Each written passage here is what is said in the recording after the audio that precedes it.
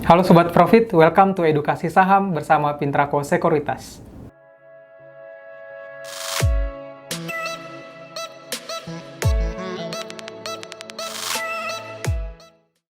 Kali ini kita akan lanjut mempelajari tentang analisa teknikal yang sebelumnya kita sudah mempelajari terkait dengan jenis-jenis chart, kemudian cara mengubah saham, kode-kode saham, dan juga time frame dari chart tersebut.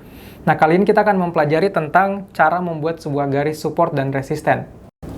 Oke, setelah kemarin kita mempelajari cara membuka chart, yaitu di option info, kemudian klik info, dan akan menemukan option chart di paling bawah.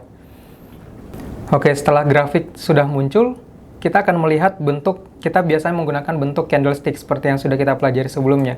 Setelah grafik ini muncul, teman-teman akan melihat ada sebuah grafik candlestick yang mana ini paling biasa kita gunakan untuk menganalisa saham, dan sudah kita pelajari pada pertemuan sebelumnya. Kemudian kita akan mempelajari tentang garis support dan resisten. Nah, garis support dan resisten ini adalah analisa dasar yang kita gunakan untuk mengetahui kapan market akan reversal atau berbalik arah, di mana support itu berfungsi sebagai garis bawah atau batas bawah pergerakan suatu saham, dan juga resisten itu berfungsi sebagai batas atas pergerakan harga saham. Jadi misalnya ini grafik kita sudah tampilkan. Jadi teman-teman ingin membuat garis support, tinggal menghubungkan batas bawah ke batas bawah ke harga yang selanjutnya. Kemudian sama dengan resisten, tinggal menghubungkan batas atas sebelumnya ke batas atas selanjutnya. Jadi akan membentuk sebuah ruangan di mana itu adalah area fluktuasinya. Kemudian kalau teman-teman misalnya bingung, susah gitu ya untuk menggambar secara manual, di sini juga sebenarnya di Profits kita ada bantuan, alat-alat bantuan di sini, teman-teman tinggal pilih, bisa menggunakan parallel channel namanya. Jadi tinggal klik di support ataupun di resistennya nggak masalah, terus nanti akan ada grafik yang tinggal diarahkan ke bawah dan akan membentuk secara otomatis garis support dan resisten. Jadi areanya langsung otomatis, teman-teman tinggal melihat kapan harga akan menyentuh area tersebut. Jadi cukup mudah untuk menentukan. Nah, kapan kita bisa mengambil keputusan adalah ketika misalnya support ini tersentuh. Misalnya harga turun dan menyentuh garis support yang telah kita buat.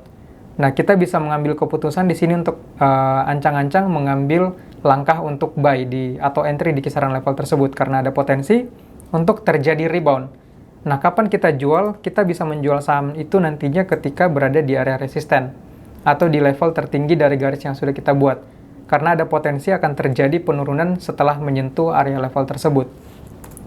Nah, kemudian setelah kita mempelajari cara entry dan jualnya dengan menggunakan garis support dan resisten, mungkin di sini saya akan menjelaskan ada berbagai jenis, ada dua jenis garis support dan resisten itu. Jadi pertama itu ada garis support dan resisten secara horizontal atau lurus rata seperti ini. Kemudian ada juga garis support dan resisten itu dia bentuknya diagonal atau biasa kita sebutnya itu trend line, yang mana dia miring dari atas ke bawah atau bawah ke atas sama aja. Oke, karena kita sempat membahas tentang trend line, mungkin di sini saya akan membantu teman-teman juga untuk memahami terkait dengan tren sebuah pasar. Jadi untuk membuat garis support dan resist tadi kita juga bisa menentukan trennya sedang naik atau turun, bullish atau bearish. Mungkin teman-teman biasa dengar itu di pasar.